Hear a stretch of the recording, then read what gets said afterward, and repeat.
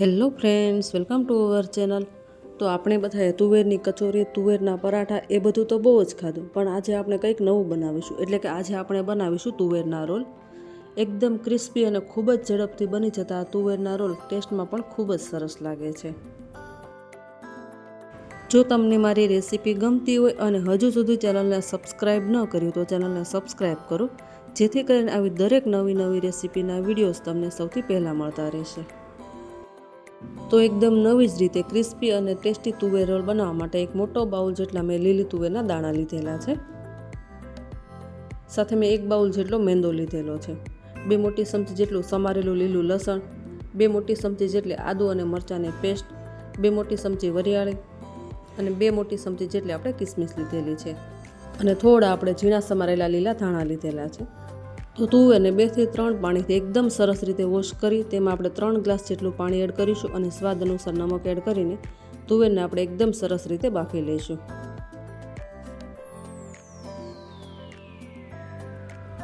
અને હવે તુવેર બફાય ત્યાં સુધીમાં આપણે રોલનું બહારનું લેયર કરવા માટે આપણે લોટ રેડી કરી લઈએ.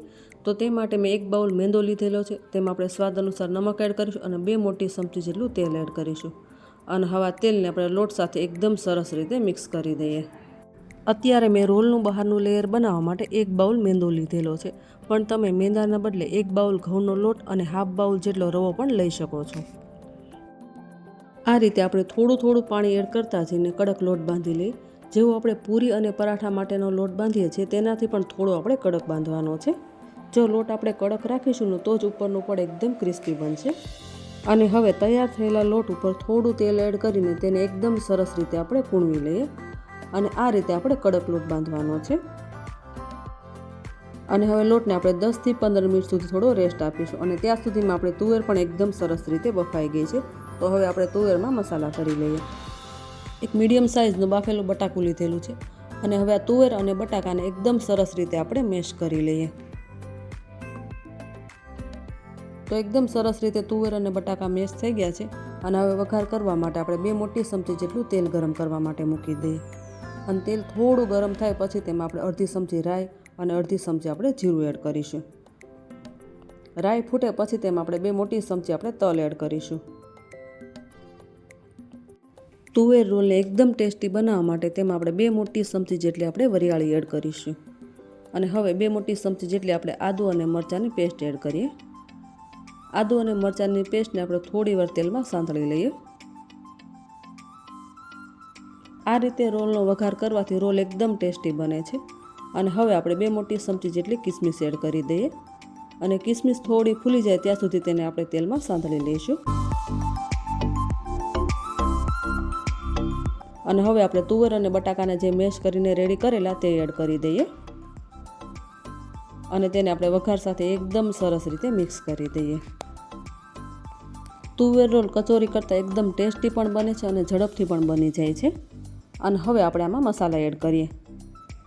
તો સ્વાદ અનુસાર નમક એડ કરીશું. નમક આપણે થોડું ઓછું એડ કરીશું કેમ કે આપણે તુવેરને બાફી ત્યારે પણ આપણે નમક એડ કરેલું હતું. 1 મોટી ચમચી જેટલો આપણે ધાણા જીરું પાવડર એડ કરીશું. અડધી ચમચી આપણે ગરમ મસાલો એડ કરીશું અને બધા જ ટેસ્ટને બેલેન્સ કરવા માટે આપણે અડધી ચમચી જેટલી ખાંડ એડ કરીશું. અને હવે આ બધા જ મસાલાને તુવેર સાથે એકદમ સરસ રીતે મિક્સ કરી દઈએ. તુવેર રોલને એકદમ ટેસ્ટી બનાવવા માટે તેમાં આપણે 2 મોટી ચમચી જેટલો લીંબુનો રસ એડ કરીશું. 2 મોટી ચમચી જેટલું આપણે સમારેલું લીલું લસણ એડ કરીશું અને થોડા લીલા સમારેલા ધાણા એડ કરીશું. તુવેર રોલનું સ્ટફિંગ બનાવતી વખતે ખાંડ અને લીંબુ થોડા ચડિયાતા એડ કરવાથી તેનો ટેસ્ટ ખૂબ જ સરસ આવે છે. અને હવે આ બધા જ મસાલાને ફરીવાર આપણે એકદમ સરસ રીતે મિક્સ કરી દઈએ. અને હવે આપણું તુવેર રોલ માટેનું સ્ટફિંગ રેડી છે અને તેને થોડું આપણે ઠંડુ થવા દઈશું. અને ત્યાં સુધીમાં આપણે કોર્નફ્લોરની સ્લરી બનાવી લઈએ. તો તેના માટે મેં 1 ચમચી કોર્નફ્લોર લીધેલો છે અને તેમાં થોડું પાણી એડ કરીને એક જ ડાયરેક્શનમાં મિક્સ કરતા જેને આપણે એકદમ સરસ સ્લરી બનાવી લઈશું. તમે કોર્નફ્લોરના બદલે ચોખાનો લોટ અથવા તો મેંદો પણ લઈ શકો છો. આ રીતે આપણે સ્લરી રેડી કરી લેવાની છે. તો રોલનું બહારનું લેયર બનાવવા માટે આપણે જે લોટ બાંધીને રેડી કરેલો તેમાંથી આ રીતે એક મોટી સાઇઝનો લુણો લેવાનો છે અને એકદમ સરસ પાતળી રોટલી વણી લેવાની છે આપણે. તો તમે જોઈ શકો છો કે આપણે લોટ એકદમ સરસ કડક બાંધેલો, તેથી આપણે આ રોટલી વણવા માટે કોરા લોટની પણ જરૂર નહીં પડે અને એમ જ રોટલી સરસ રીતે વણાઈ જશે.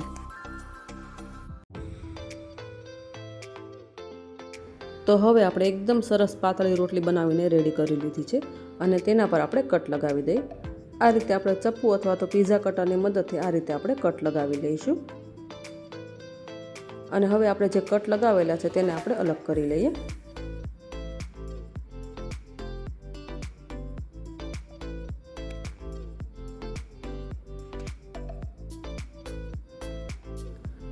તો સ્ટફિંગ પણ એકદમ સરસ રીતે ઠંડુ થઈ ગયું છે અને આ રીતે સ્ટફિંગને આપણે રોલ બનાવી લઈશું.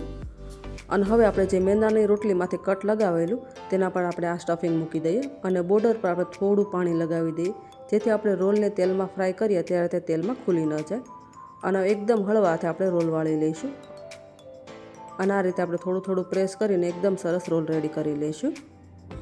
આ પ્રમાણે આપણે રોલ રેડી કરી લેવાના છે. ફરીવાર આપણે થોડો લોટ લઈ અને સ્ટફિંગ લઈને ફરીવાર આપણે રોલ બનાવી લઈશું અને આ જ રીતે આપણે બધા રોલ રેડી કરી લેવાના છે. તો 8 થી 10 જ મિનિટમાં બધા રોલ એકદમ સરસ રીતે રેડી થઈ ગયા છે અને હવે તેને આપણે ફ્રાય કરી લઈએ. તો રોલને ફ્રાય કરવા માટે આપણે તેલ પણ ગરમ કરવા માટે મૂકી દીધેલું છે અને હવે આપણે જે કોર્નફ્લોરની સ્લરી બનાવીને રેડી કરેલી તેમાં આપણે રોલને બંને સાઈડથી ડીપ કરીશું, એટલે જે અંદર જે આપણે તુવેરનું સ્ટફિંગ બનાવેલું છે તે તુવેરનું સ્ટફિંગ બહાર ના આવે. અને આ રીતે આપણે બધા જ રોલને સ્લરીમાં ડીપ કરતા જઈશું અને રોલને આપણે ફ્રાય કરી લઈશું. રોલને ફ્રાય કરતી વખતે ગેસની ફ્લેમ આપણે એકદમ મીડિયમ રાખવાની છે. જો આપણે હાઈ ગેસની ફ્લેમ પર તુવેર રોલને ફ્રાય કરીશું તો તુવેરના રોલ ક્રિસ્પી તો બનશે, પણ થોડી જ વારમાં તુવેરના રોલ છે ને તે એકદમ નરમ થઈ જશે. તો હવે તુવેર રોલને હળવે હાથે ફેરવતા જઈને બધી જ બાજુથી તેને એકદમ સરસ રીતે આપણે ફ્રાય કરી લઈશું.